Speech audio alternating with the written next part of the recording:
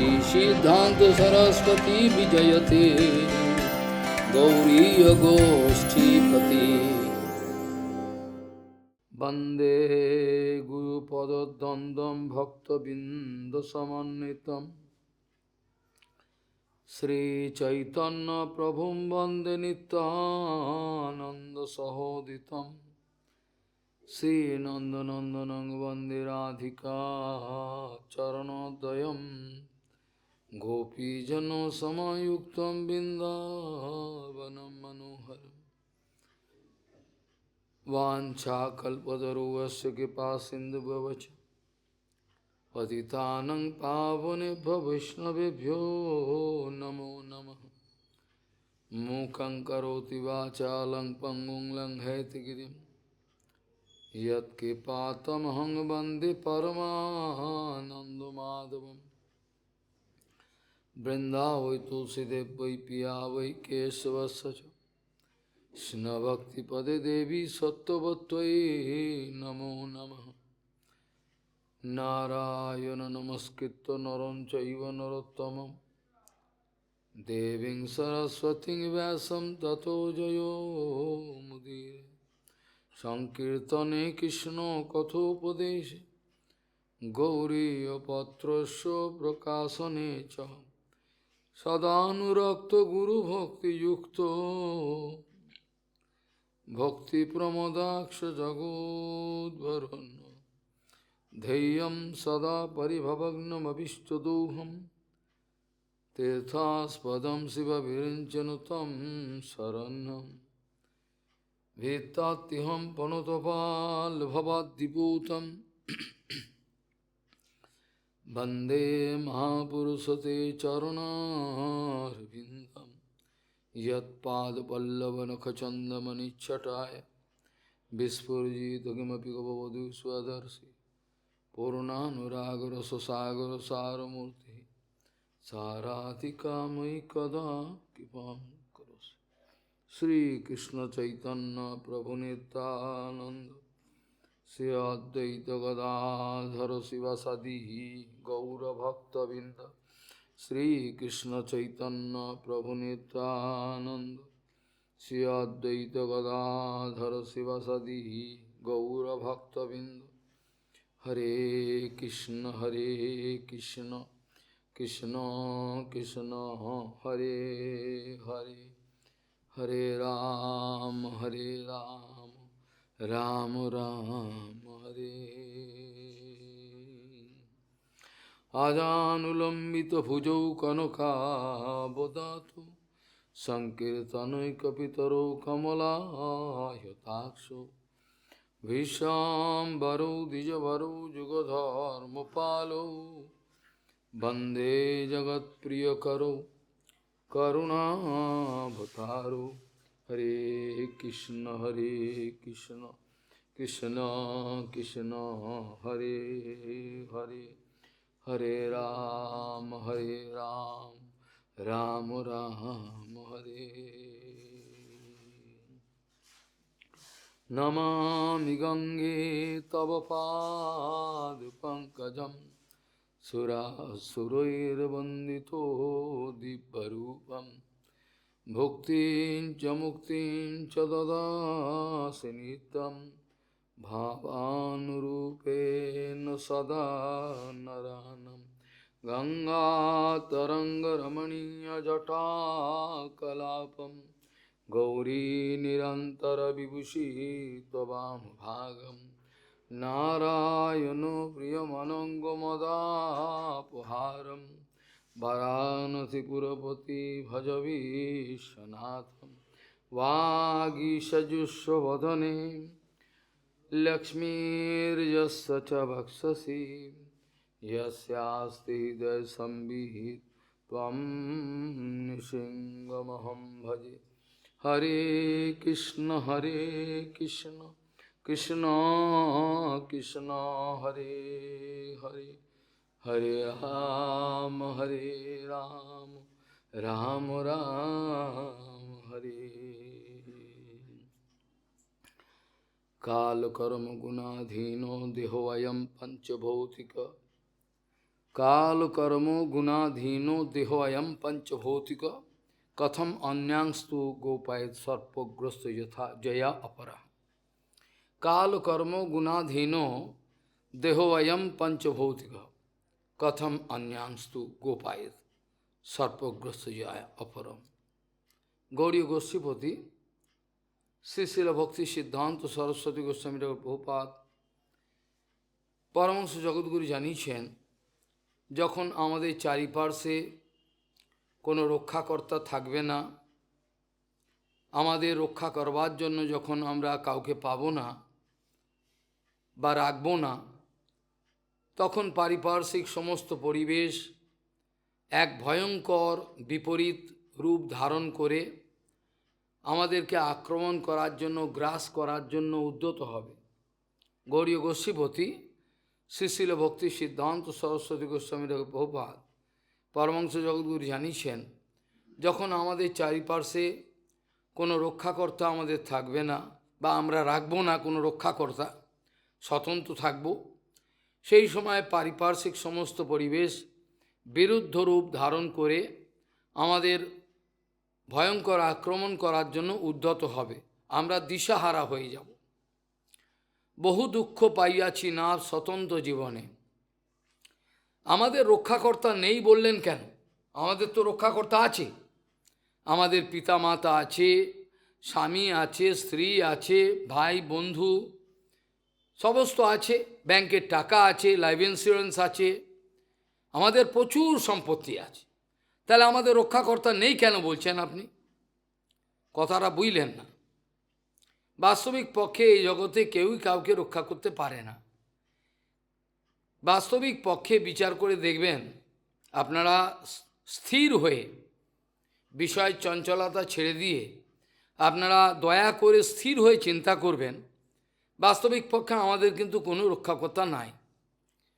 কোটি কোটি টাকার মালিক চোখের সামনে দেখছে মেয়ে মরে যাচ্ছে, কিচ্ছু করতে পারছে, কোনো পৃথিবীর কোনো ডাক্তার কিছু করতে পারে না। এইভাবে আমরা খালি তাকিয়ে থাকতে পারি, অনুশোচনা করতে পারি, আফসোস করতে পারি, কাঁদতে পারি, অন্য কিছুই করতে পারি না। অপরকে আমরা বাঁচাতে পারি না। প্রত্যেকটা জীব স্বতন্ত্র, তাদের নিজের কর্মফল আছে। সেই কর্মফল বাধ্য জীব নিজের কর্মফলেতে ভাসমান রয়েছে, অনন্ত ব্রহ্মাণ্ডে অনন্তকাল ধরে এই ভাসমান অবস্থায় রয়েছে।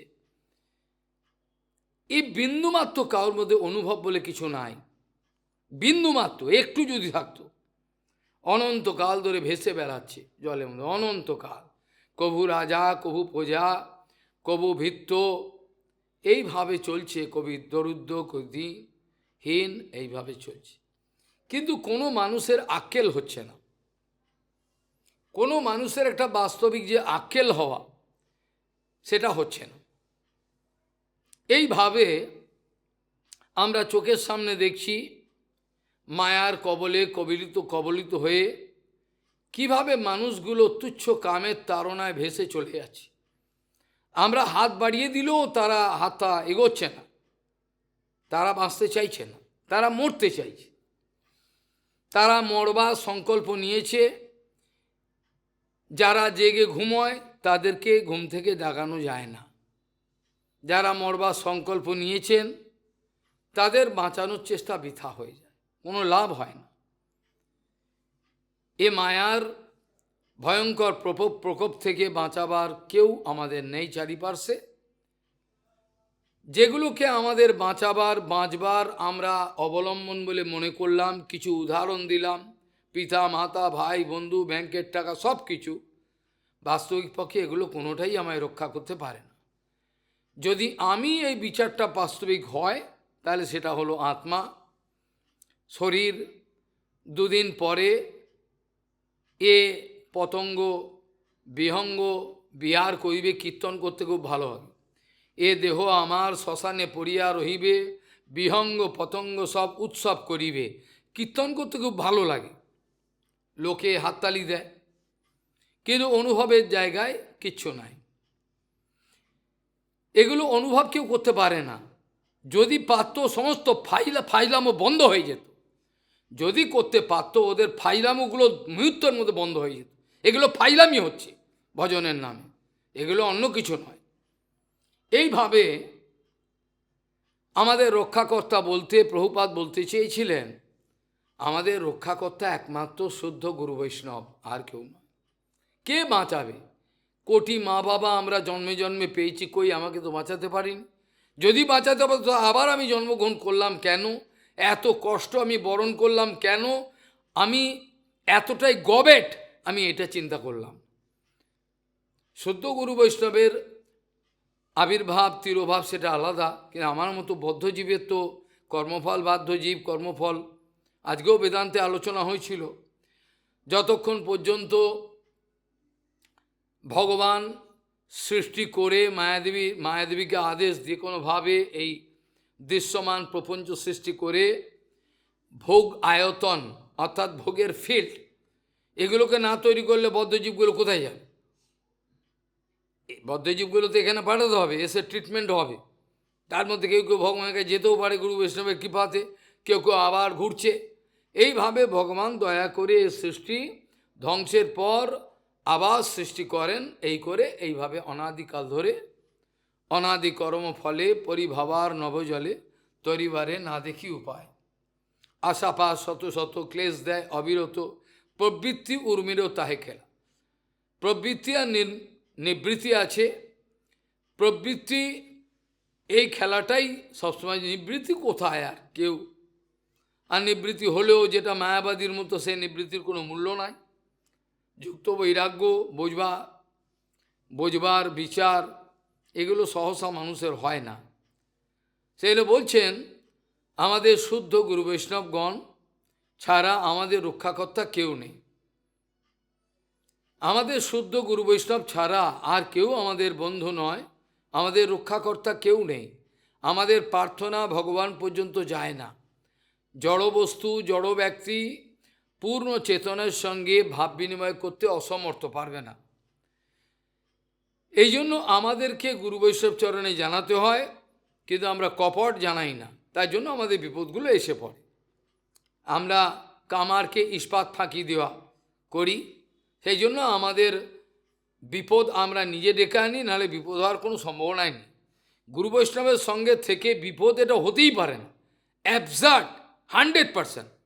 যদি হয় নিশ্চয়ই স্বতন্ত্র, এ আনুগত্য নাই, তাহলে হতে পারে না। তারা রিমোট কন্ট্রোল করতে অনেক দূরে, হাজার হাজার কিলোমিটার দূরে যে বসে রয়েছে তাদেরকেও কন্ট্রোল করতে পারে, তাদের মনোবৃত্তিকে ঠিক সজাগ রাখতে পারেন, কিন্তু সেটা সম্ভব হয় না কাছে থেকেও, এটা সম্ভব হয় না। সেই জন্য আমাদের প্রার্থনা ভগবান পর্যন্ত যায় না বলে বৈষ্ণবেরও আবেদনে কৃষ্ণ দয়াময় এহেন প্রামর প্রতি হইবেন সদায়। এ প্রসঙ্গে অনেক কথা আজকেও আলোচনা করা হয়েছিল, যে আমাদের প্রার্থনা ভগবান পর্যন্ত যায় না, এ কথা অনেকবার শুনলাম। এ কথা আমরা শুনেছি বহুবার, যে জড় এবং চেতনের মধ্যে ভাব বিনিময় করা সম্ভব হয় না, এটা হয় না। চেতন বস্তু এক আর জড় বস্তু এক। জড় ব্যক্তি কখনো চেতনের সঙ্গে ভাব বিনিময় করতে পারে না। সেই জন্য চৈতন্য চৈতন্যে বলা আছে যে কোনো রকমভাবেই বদ্ধজীব বদ্ধ অবস্থায় কোনো রকমভাবেই বিনিময় করতে পারে না। এই জন্য আমাদের অনেক মহাভারতে বিভিন্ন জায়গায় এগুলো সব বলা আছে যে চিন্ময় বস্তুর সঙ্গে একমাত্র চিন্ময় অবস্থায় যারা উঠতে পারে তারাই ভাব বিনিময় করতে পারে। আমাদের ভাব এবং ভাষা জড়জগতে চালু আছে, কিন্তু অপ্রাকৃতিক জগতে এগুলো সব চলে না। এরা বলছেন কোনো রকমভাবেই সব জড় আর অপ্রাকৃত বস্তুর সঙ্গে ভাব বিনিময়, অপ্রাকৃত বস্তু কভু প্রাকৃত গোচর নয়। ইয়ত বাচ নিবর্তন্তে অপ্রাপ্য মনসা সহ, এটা বেদান্তে আজকেও আলোচনা করা হচ্ছিল। তাহলে তো আমরা নিরাশ হয়ে যাব। আমাদের বাক্য আমাদের মনের যা কিছু ভাবনা, আমরা অপ্রাকৃত জগতে অন্বেষণের জন্য অগ্রসর হব, কিন্তু ব্যর্থ হয়ে ফিরে আসব, তাহলে তো আমরা ভেঙে পড়ব। তাহলে এই কথা উপনিষদ বললেন কেন? একথা বলার কি দরকার ছিল? তাই তো আমরা উৎসাহ পাবো না।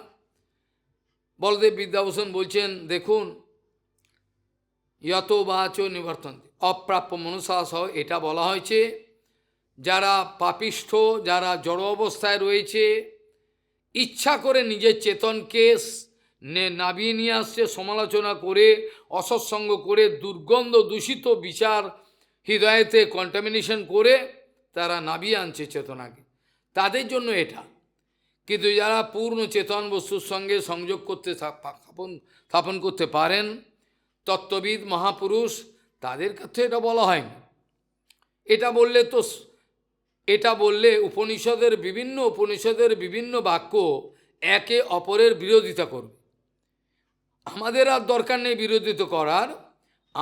বিরোধিতা করার দরকার নেই। খালি উপনিষদের মধ্যেই এমন এমন বাক্য আছে, এক বাক্য আরেক বাক্যের বিরোধ মনে হয়। এই বিরোধের সমাধান কোথায়? এই বিরোধের সমাধান তো সবাই পারবে না। এই সমাধানটা পারতে পারেন গুরু বৈষ্ণব, তারা বলে দেবেন এইখানে এটা বলেছে এই কারণে, আর এই যে উপনিষদে এই বাক্যটা এটা বলছেন এই কারণে, তা নাহলে হবে না, কোনোরকমভাবেই হয় না। কাজে আমাদের রক্ষাকর্তা একমাত্র, আমাদের যে আত্মা, এর অধঃপতন থেকে আমাদের বাঁচাতে পারেন একমাত্র গুরু বৈষ্ণব ছাড়া কেউ বাঁচাতে পারেন। জড়জগতের কোনো কেউই আমাদের রক্ষা করতে পারেন না। আর এই চেতন আত্মা, তার মধ্যে স্বতন্ত্রতা আছে, এসব কথা শুনেছেন, অনেক পুরনো কথা অনেকবার শুনেছেন। কিন্তু তার সত্ত্বেও এ কথাটা জানা দরকার, জীবের স্বাতন্ত্রতা অবশ্যই দেয়া আছে, কিন্তু পরম স্বাতন্ত্র জীব নয়। স্বাতন্ত্রতা দেয়া আছে কিছু সময় পর্যন্ত, কিছু অবসর পর্যন্ত, তারপরে কিন্তু তাদের স্বাতন্ত্রতা নাই, সম্পূর্ণ কন্ট্রোল ভগবানের হাতে। এই জন্য জীব স্বতন্ত্র হলেও পরম স্বতন্ত্র নয়, এ কথাটা জানতে হবে। কাল কর্ম গুণাধীন দেহ অয়ম পাঞ্চভৌতিকা। কাল কর্ম, বেদান্তের প্রত্যেকটা বিষয় যেগুলো আলোচনা হয় সব কিন্তু এই পাঁচটা বিষয় নেই। ঈশ্বর, কাল, কর্ম, জীব, মায়া, মেন বেসিক এই পাঁচটা। তারপরে যদি অন্য কোনো টপিকস থাকে আসে, কিন্তু মেন সে রামানুজাচার্যই হন, মাধ্বাচার্যই হন, বিশ্বস্বামী হন, নিম্বাদিত্য হন, যেই হন, প্রত্যেককেই এই পাঁচটা বিষয়ের ওপর আলোচনা করে তাদের বিভিন্ন অ্যাঙ্গেল থেকে বেদান্তকে স্থাপন করেছে। তাদের নিজ নিজ বিচার অনুযায়ী কেউই কিন্তু মিথ্যে বলেননি, সব কথাই ঠিক। কিন্তু সব কথাটা তারা যে এই এক এক অ্যাঙ্গেল থেকে বলেছেন, এক এক দৃষ্টিকোণ থেকে, কেউ শক্তিতত্ত্বকে প্রাধান্য দিয়ে করেছেন, কেউ ঈশ্বরত্ব থেকে, বিভিন্ন থেকে। কিন্তু যখন মহাপ্রভু এই বিচারগুলোকে একটা খালি শব্দের দ্বারা পরিবর্তন করে দিলেন, কারোর সঙ্গে কারোর বিরোধ হবে না, এটাকে বলে হারমোনাইজ করা। তখন কারোর সঙ্গে একটা শব্দ যদি আমরা গ্রহণ করে নিই, তাহলে কিন্তু আমাদের আর একের সঙ্গে অপরের সেরাম কোনো বিরোধ হবে না। মোর অর লেস সবাই একই কথা মোটামুটি বলছেন। সেটা কি? অচিন্ত ভেদাভেদ। এই অচিন্ত, এই শব্দটাকে যোজন করলেন মহাপ্রভু, যেটা আমাদের জড় চিন্তা ভাবনার মধ্যে আসতেই পারে না। তা আমাদের জড় চিন্তার মধ্যে ভাবনার মধ্যে আসবেই না। তা জড় চিন্তার মধ্যে ভাবনার মধ্যে না এলে আমাদের তো অপ্রাকৃত চিন্তা নাই, তাহলে আমরা কি করবো? আমরা তো হেরে যাব। সেখানে টিকাকাররা বলছেন,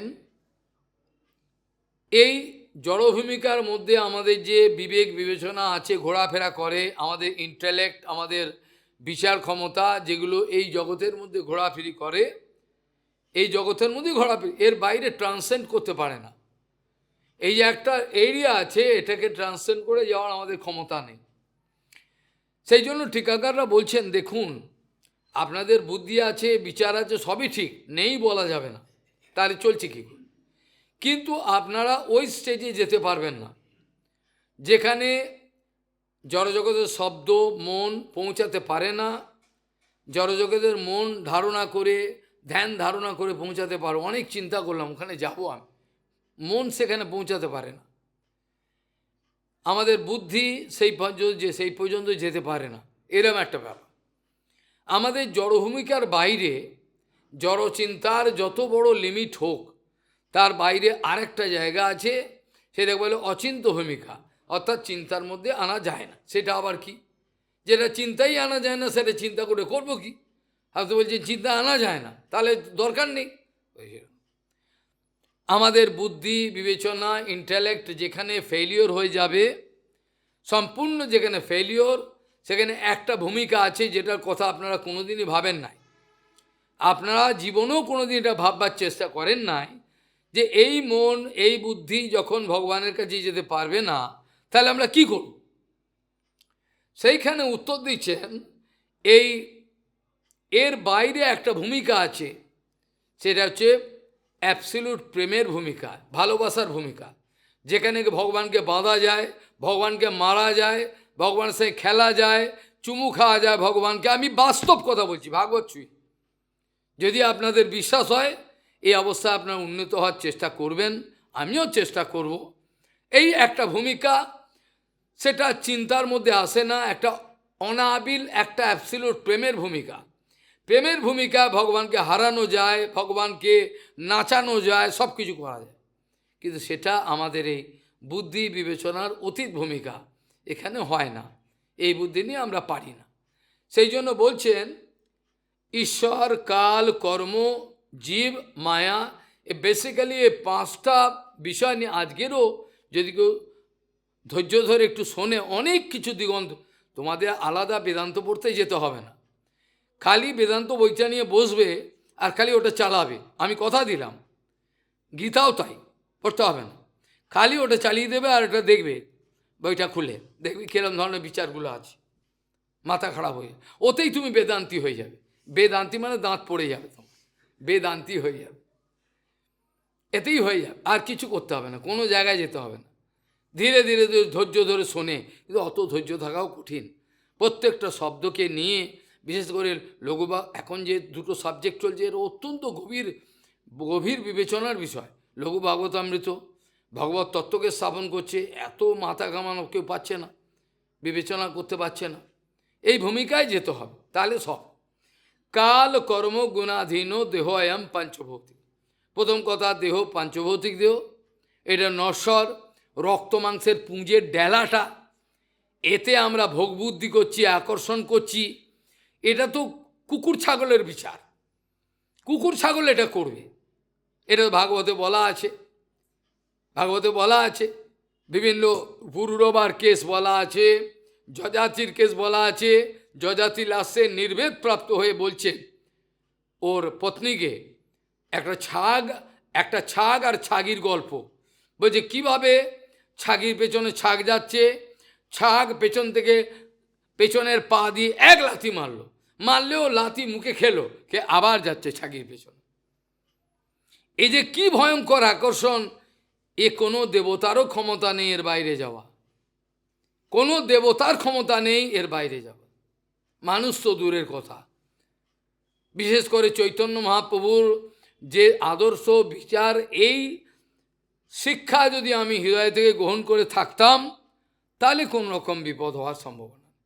চৈতন্য মহাপ্রভুর শিক্ষা, যেখানে কি অপূর্ব শিক্ষা মহাপ্রভু দিচ্ছেন, ভগবত তত্ত্ব বিজ্ঞান, ভগবানকে জানবার জন্য, ভগবত ধামে যাবার জন্য যে অবস্থাটা আমাদের দরকার, সেটা না হলে অনন্তকাল যে পরিভ্রমণ করছিলাম, সেটাই যদি রয়ে গেল, তাহলে লাভটা কি হলো?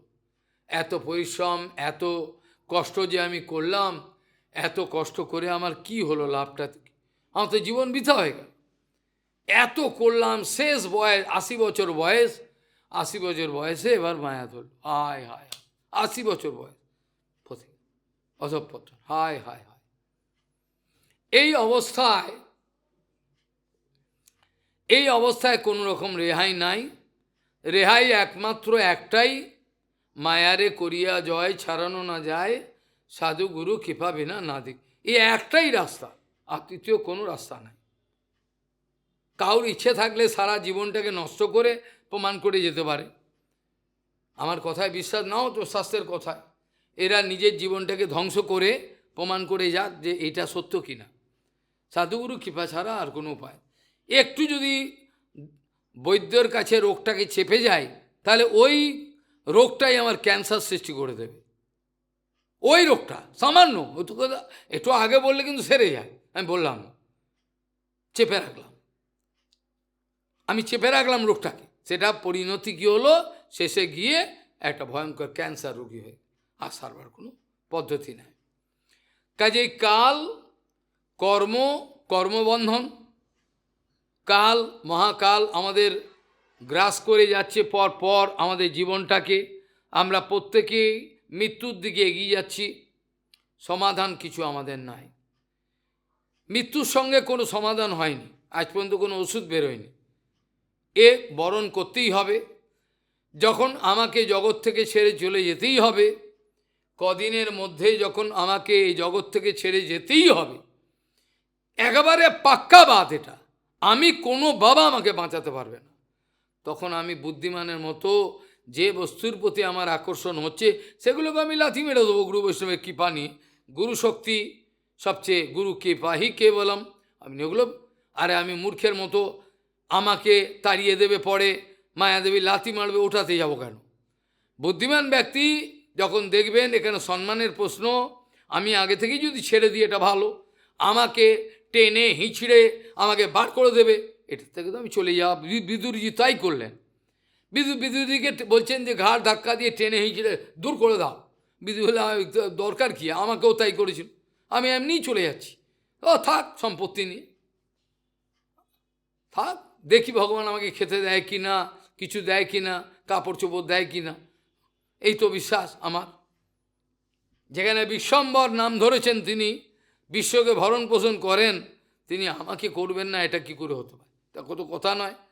কাজেই যে কোনোভাবেই সর্বাপেক্ষা গুরুত্বপূর্ণ বিষয় হলো সদ্গুরু বৈষ্ণবে যারা ইচ্ছে করলেই কাউকে চুল ধরে বাঁচাতে পারে, যারা অনায়াসে পারে, খালি আমি কপটতা করে পারি না, আমি পড়ে যাই, অনায়াসে তারা কিন্তু বাঁচাতে পারবে, তাদের সেই ক্ষমতা ভগবান দিয়েছেন। তাহলে কাল, কর্ম আছে, আমরা গুণের অধীন, আমরা ত্রিগুণের বাইরে যেতে পারি নাই, খাচ্ছি বোয়াল মাছের মতো, ত্রিগুণের বাইরে কেউ যেতে পারে। গুণাতীত ভূমিকায় যাওয়া আমাদের এখনো পর্যন্ত হয়ে ওঠেনি। কাল, কর্ম গুণাধীন, আর দেহ পাঁচটা ভূতের সংমিশ্রণে তৈরি। এই অবস্থায় কে কাকে বাঁচাবে, এটা একটা প্রশ্ন। পিতা ছেলেকে বাঁচাবে, না পিতা মেয়েকে বাঁচাবে, না মেয়ে পিতাকে বাঁচাবে, মা বাবাকে বাঁচাবে, কে কাকে? যার যখন যাওয়ার আছে সে তখন সেই স্টেশনে নেমে পড়বে। এরা বলে জীবনযাত্রা। যেতে যেতে যখন আমার গন্তব্যস্থান এসে গেল প্রয়াগ, সে আমি নেমে বললাম, কেউ নামবেন পাটনাতে, কেউ নামবেন বিভিন্ন জায়গায়, যাদের যাদের পিতা আমি কিছু করতে পিতাকে ধরে রাখতে পারলাম না, মাতাও চলে গেলেন, কাউকে রোগ। এই জগৎটা পরিবর্তনশীল। যারা বাস্তবিক তত্ত্বজ্ঞানী, যারা কায় মনোবাক্যের দ্বারা গুরু বৈষ্ণবের শরণাগত হয়েছেন, যেটা গীতাতে ভগবান প্রথমেই বলেছেন, একটা জায়গায় যদি ভজন জীবনের ভুল করে, তার ভুলের মাসুল দিতে কত জন্ম চলে যাবে, কত জন্ম একটা ভুলের জন্য। এরা বলছেন যে কোনো একটা যদি আমার এদিক ওদিক হয়ে যায় ভগবত ভজনে, সেটাকে মেকআপ দেওয়ার মতো জীবনের সময়ও খুব অল্প, জীবনের সময় খুব অল্প। হবে না তা নয়, হতেও পারে, কিন্তু জীবনের সময় খুব অল্প। আমরা আকর্ষণ বিকর্ষণের বিষয়গুলো থেকে আমরা ছুটি পেতে পারছি না, কোনো মতেই আমাদের বড় পীড়া দিচ্ছে। একান্তভাবে যোগমায়ের চরণ জাপটে ধরতে হবে, মা তুই বাঁচা, এইভাবে যদি কেউ করতে পারে, তাহলে মা যদি দয়া করেন তা ছেড়ে দিতে পারেন, নাহলে এ থেকে রেহাই পাওয়ার মতো কোনো রাস্তা এখনো পর্যন্ত কোনো আবিষ্কার হয়নি, কিছু করার নেই। এই মৃত্যু যখন অবধারিত, তখন কেউ কাউকে বাঁচাতে পারবে না। প্রভুপাদ বলছেন, যাদের ত্যাগী ভূমিকায় যারা গেছেন বা যারা বৈষ্ণব গৃহস্থ ভূমিকাও রয়েছেন, তারাও বৈষ্ণব সম্প্রদায় পরিণামদর্শী। পরিণামদর্শী মানে তারা যে সুখের তরে আমি ব্যস্ত হচ্ছি, এই সুখটাকে আলিঙ্গন করব, এটা দূরদর্শিতা যাদের আছে তারা গভীরভাবে চিন্তা করবেন, আচ্ছা এর পরিমাণটা কি। এই জন্য বললে বাস্তবিক সাধু তারই নাম যিনি পরিণামদর্শী, যিনি ভোগের প্রতি আমার আকর্ষণ হচ্ছে, এর আলটিমেট পরিণামটা কি। যখন মদের নেশাটা কেটে যায় বাবু তখন গিলে করা পাঞ্জাবি পরে পড়েছিল, মদের নেশা কেটে গেলে বাড়ি আসে। সেরকম আমাদের যে গভীর একটা নেশা, একটা মায়ার নেশা ধরেছে, সেই মায়ার নেশাটা যখন কাটবে তখন অনেক দেরি হয়ে গেছে, আর বেরোনো যাবে না। মায়ার নেশাটা যখন কাটবে দেন ইট ইজ টু লেট, তখন আর ফেরা যাবে না। কখন ফিরবে? আবার যদি কেউ দৃঢ় বিশ্বাস থাকে গুরু বৈষ্ণবের উপর, তখন আমরা বলতে পারি it is never too late. ভজনরা যেটা বলা যেতে পারে, যাদের শরণাগতি আছে, যখন এই মায়ার নেশাটা ঘোরটা কাটবে, স্বপ্ন দেখছিলাম, তখন রে যে আকর্ষণ আমি হচ্ছিলাম, এই তো আমাকে লাথি মারবে মুখে, এই তো আমায় লাথি মারবে, আজকে আমাকে অনেক কথা বলছে মিষ্টি মিষ্টি, কালকেই তো আমাকে লাথি মারবে, যা টাকা নিয়ে আয়, যা আমাকে সন্তুষ্ট কর, নালে মুখে মারবো জুতো। কত কেস হয়েছে এরকম, কত দেখবে তোমরা, একটা আমি দেখিয়ে দেবো, সব পুঁজি পাটা বেলে ঘাটা। তখন হাউ উতাস করো আর জীবনটা ফিরে পাবে না। যে সুযোগ পেয়েছো আর কিন্তু হাউ উতাস করো আর পাবে না। আমিও জগতে বেশি দিন থাকবো না, জেনে রেখো। আমার ভালোবাসার কেউ যদি অবৈধ সুযোগ নেয়, তার অবস্থা খারাপ, এ আমি ব্যাসাসনে ঘোষণা করে দিলাম। কেউ যদি স্বীকার করে দুর্বল, ঠিক আছে, কিন্তু কেউ যদি অবৈধ আমার সুযোগ নেয়, আমি স্নেহ করি, তোমাদেরকে আমার বুকেতে ঢুকিয়ে রাখতে ইচ্ছে করে, এতটাই স্নেহ আমার। এই স্নেহ ভালোবাসার আমার যে অপব্যবহার করবে তার নিস্তার নাই, একথা বলে দিলাম। আমি আমার গুরু বৈষ্ণবের, গুরু মহারাজের ভালোবাসার অবৈধ সুযোগ নিই নাই, একটা পয়সাও তার থেকে আমি আত্মসাৎ করি নাই, কোনো কিছু নিই নাই। কেবল তার অপ্রাকৃত সম্পত্তি যদি কিছু দিয়ে থাকেন বা দিতে চান তিনি দেবেন, এই পর্যন্ত কথা, আর অন্য কথা আমি বলতে চাই না।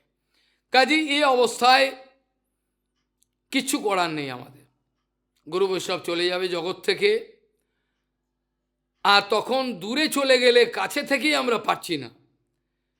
যখন গুরুপাদ পদ্ম কাছে রয়েছে, আমাদেরকে ডাকছে, ভালোবাসছে, আদর করছে, তখনই পাচ্ছি না।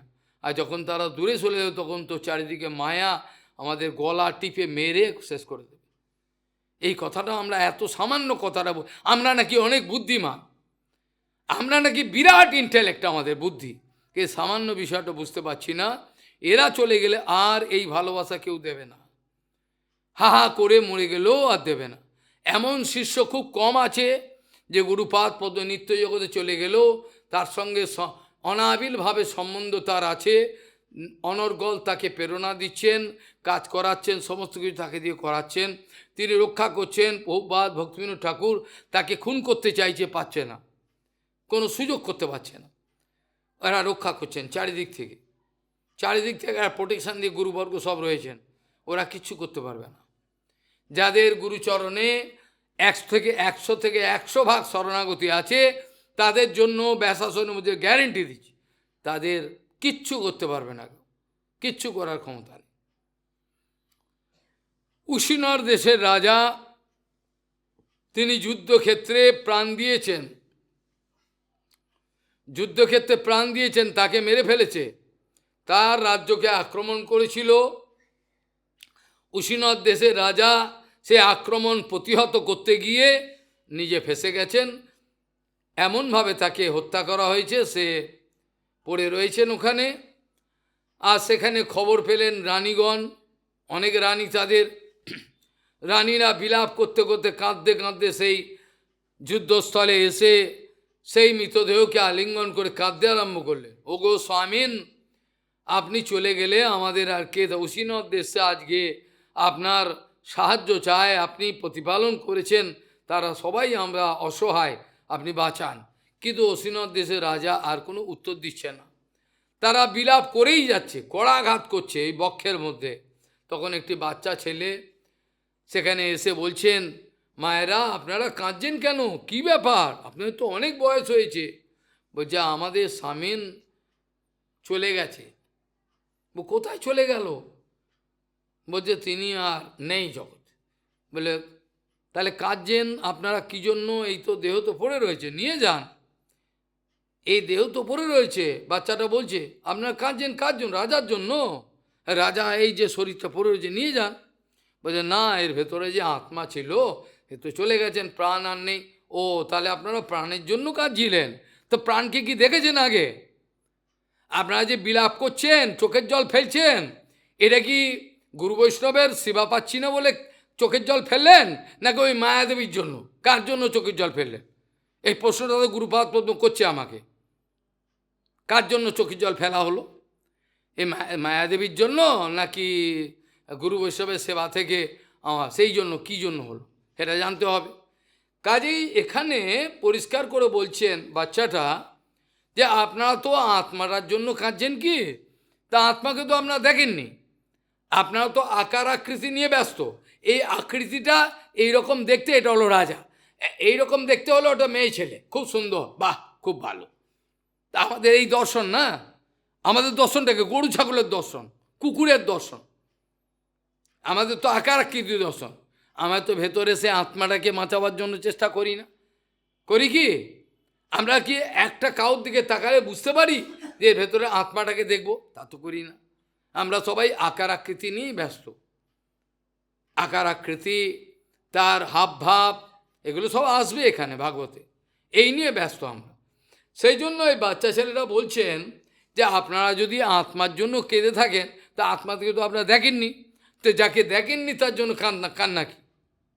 আর দেহ যদি বলেন তো এই তো বড় যে নিয়ে যান, তো কান্না, আমি তো বাচ্চা, আমি বাবা মা নেই আমার, আমি তো কাঁদি না, আমি যেন ভগবান আছেন। এ অ্যাকচুয়ালি যমরাজজি মহারাজ এই রূপ ধারণ করে এসেছিলেন তাদের সামনে শিক্ষা দেওয়ার জন্য।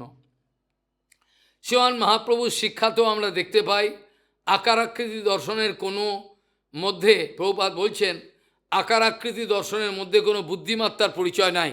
এটা মেয়ে ছেলে, এটা বেটা ছেলে, ফেলে দাও, এটা নাই। আকার আকৃতি যতদিন দর্শন হবে ততদিন আমার বন্ধন কোনো বাবা কাটাতে পারবে না। যতদিন আমার শেপ অ্যান্ড ডিজাইন আকার আকৃতি দর্শনে আমি ব্যস্ত থাকব, ততদিন আমাকে কোনো বাবাই বাঁচাতে পারবে। ওই আকার আকৃতি আমাকে মারবে, কারণ আমি তো পার্সনিফাইড করেছি না। ওই আকৃতিও এটা হলে আমার ভালো লাগে, আর বাকি অন্য আর ভাল লাগে না, আর ভাল লাগে না। এটা তো আমার আসক্তি। এই কথাগুলো তো বোঝবার মতো বিবেক আমার হলো না। আমার তো বোঝা উচিত যে ইংরেজি কথা সেদিন বলছিলাম, হরিদাস ঠাকুর ওই লক্ষ্য এরাকে বাঁচাতে গেলেন, কতটা রিস্ক নিলেন, কতটা রিস্ক নিলেন তিনি। তিনি কিন্তু ভয় পেলেন না, তিনি কিন্তু তাকে বাঁচাবার জন্যই রয়েছেন। আর আমাদের মধ্যে ভগবান বিরাজমান রয়েছেন, তিনি দেখছেন এর ধান্দাটা কি।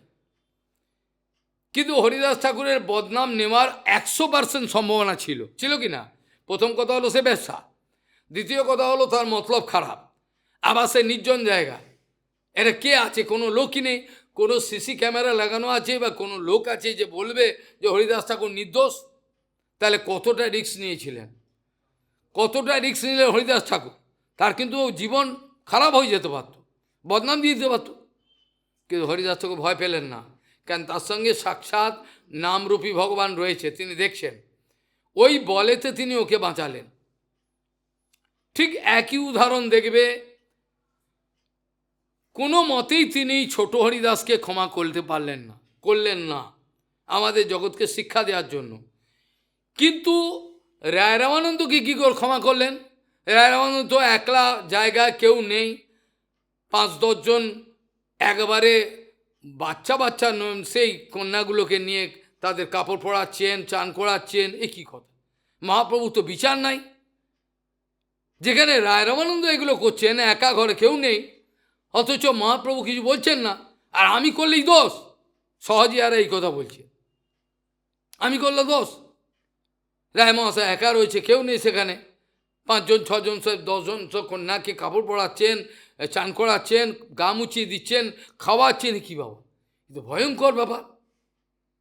কিন্তু মহাপ্রভু তো রেখে গেলেন না। গেলেন কি?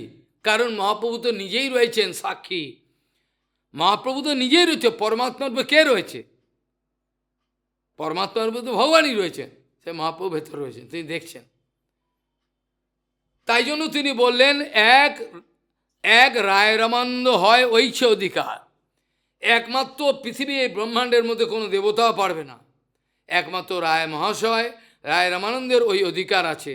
কেন? তিনি রাধারানী তার সেবা করছেন বিচারে, তিনি সম্পূর্ণ, তার মধ্যে কামেশ গন্ধ পর্যন্ত নাই।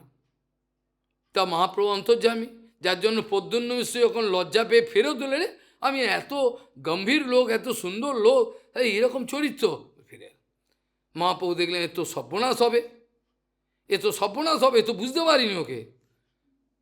সেই দিন বিকেলেই রাত্রে জিজ্ঞাসা করলেন, কি তুমি কি রায় মহাশয়ের কাছে গেলে হরিকথা শোনবার জন্য যে পাঠালাম? না মানে এই রায় মহাশয়ের কাছে যাও, সেখানে গিয়ে হরিকথা শোনো, তিনি জানেন তত্ত্ব। তারপরে গেলেন। পরবর্তীকালে এই কথাটা প্রকাশ পেল, আগে তো পাইনি। এক রায় রামানন্দ হয় ঐছে অধিকার। পৃথিবীর মধ্যে কেমন কেউ নেই এরকম শক্তিশালী, যিনি জগৎকে জয় করেছেন, নিজের কাম জয় করতে পারেননি, তিনি সাধু নয়। তিনি সারা জগৎকে প্রচার করেছেন, নিজের কাছেই তার প্রচার হয়নি, নিজের কাছে প্রচার হয়নি তার। তিনি সারা জগতে প্রচার করিবে, কি প্রচার করলেন? নিজের কাছেই তো প্রচার হয়নি, কি করে হয়? কাজেই রায় রামানন্দ মহাপ্রভু ভালো জানেন। মহাপ্রভু বলছেন, আমি যে সন্ন্যাসী, আমি যে সন্ন্যাসী আপনারে ত্যাগী করি মানি, আমি যে সন্ন্যাস বেশ নিয়েছি আপনাকে ত্যাগী করে আমি মানি। স্ত্রী নাম যবহি শুনি তবহি বিকার পায় মোর তনুমন। স্ত্রী দর্শনে স্থির ওইছে গঞ্জন। কে আছে এরকম? স্ত্রীর ফটো বিভিন্ন দেখে স্থির থাকতে পারবে? কোনো জানোয়ার বলতে পারবে? বলুক, কোনো মানুষ পারবে না, সম্ভব নয়, কোনো মানুষ পারবে না। স্ত্রী দর্শনে স্থির হয় ওইছে গঞ্জন। মহাপ্রভু বলছেন, খালি কাঠের যদি একটা পুতুল বানানো হয় মাতৃরূপী কাপড়, তাতে মনোরূপী হরে মন, দারু প্রকৃতি হরে মনোরূপী মন। দারু প্রকৃতি, আসল নয়। আমাদের মন হরণ করে নিয়ে যাবে। আমরা কৃষ্ণ ভজন থেকে কোথায় পতিত হয়ে, কোথায় উঠে, কোথা থেকে পড়ে গেলাম, এরম অবস্থা হবে। কাজেই সাধু সাবধান, অতীব সাবধান আমাদের থাকা প্রয়োজন, নচেত উদ্দেশ্য সিদ্ধি হবে না। সারাকে জীবন এত কষ্ট করে বাড়ি থেকে চলে এসে সমস্ত কিছু ত্যাগ করে দিয়েও আমাদের আবার নরকে প্রবেশ করতে হবে। সাধু সাবধান, সাধু সাবধান। কেউ যদি নাও দেখে, কিন্তু জানতে হবে ভগবান আমার মধ্যে রয়েছেন, তিনি আমার লক্ষ্য করছেন। আজকে তোমরা প্রশ্ন তুলবে, কোনো সাধু যদি ভালো কাজ করতে গিয়েও জড়িয়ে পড়ে বাহ্য দৃষ্টিতে, কিছুই হয়নি, তার শক্তি তো কমে যাবে। সে তো আর হরিদাস ঠাকুরের মতো শক্তি রাখতে পারবে না। যদি মনের মধ্যে কোনো ডুপ্লিসিটি চলে আসে, বাইরে সাধুগিরি দেখাচ্ছে, তার তো শক্তি চলে যাবে। শক্তিটা তো দেবে না ভগবান, শক্তি চলে যাবে। তাহলে কারণ হরিদাস ঠাকুর কোনো ব্যভিচার করেন নাই, তার প্রমাণ হলো হরিদাস ঠাকুরের নিরন্তর শক্তি বিরাজমান, প্রভুপাদের শক্তি বিরাজমান, ভক্তিবিনোদ ঠাকুরের শক্তি বিরাজ।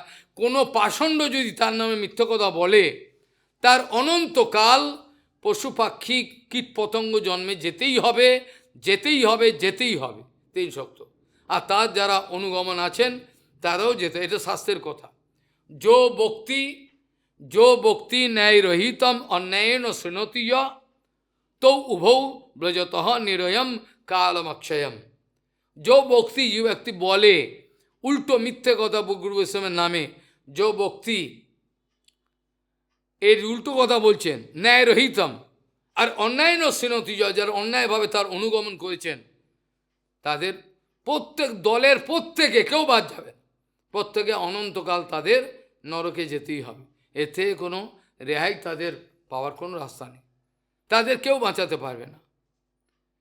মহাপ্রভুর শিক্ষায় যারা শিক্ষিত, তারা খালি শিক্ষা বাজারে বলেন না, তারা ওই শিক্ষায় শিক্ষিত, ওই শিক্ষা তারা জীবনে গ্রহণ করেছেন, তারা ওই শিক্ষায় প্রতিষ্ঠিত।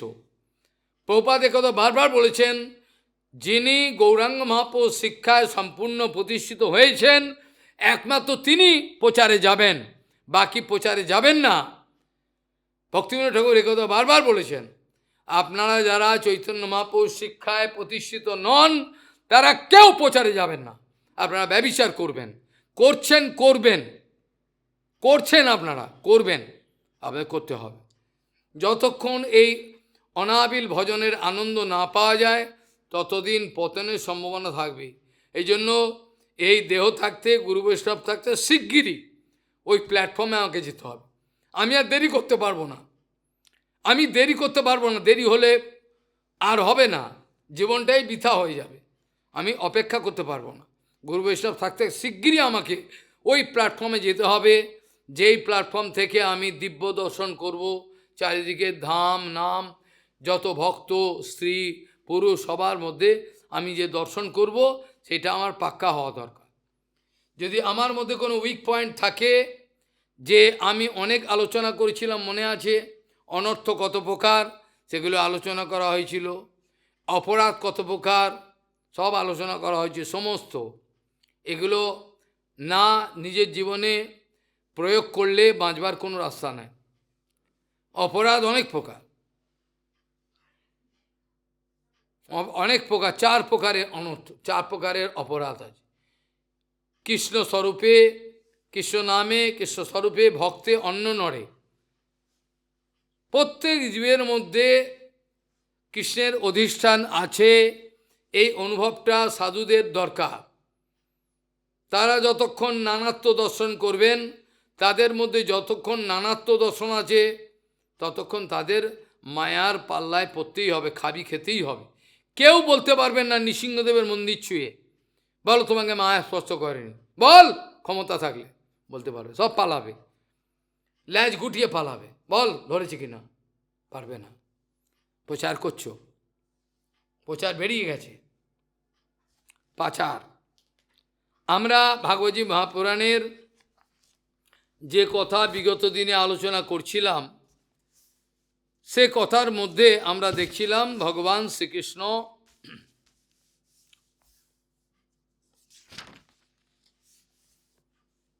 বলছেন যে কালের গতিকে সমস্ত নাশ হয়ে গেছে, সে শিক্ষা আস্তে আস্তে কেন সঠিকভাবে সেই ইনট্যাক্টভাবে, যার জন্য জগৎগুরু আর মহান্তগুরুর কথা ইংরেজিতে আলোচনা করবো, বলছে বুঝতে পারি না, বোঝার কিছু নেই। যদি একমাত্র জগৎগুরু মেনে ফেলি আর কিছু না মানি, তাহলে জগৎগুরু চলে গেলে তো অসুবিধে।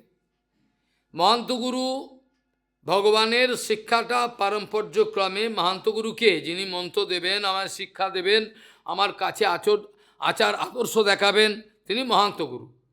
মহান্তগুরু যদি না থাকে, কেবল জগৎগুরু বা শিক্ষা করলে নিলে অনেক গণ্ডগোল দেখা দেবে, কিন্তু সে শিক্ষা তো আমাদের কাছে ইনট্যাক্ট আসবে না।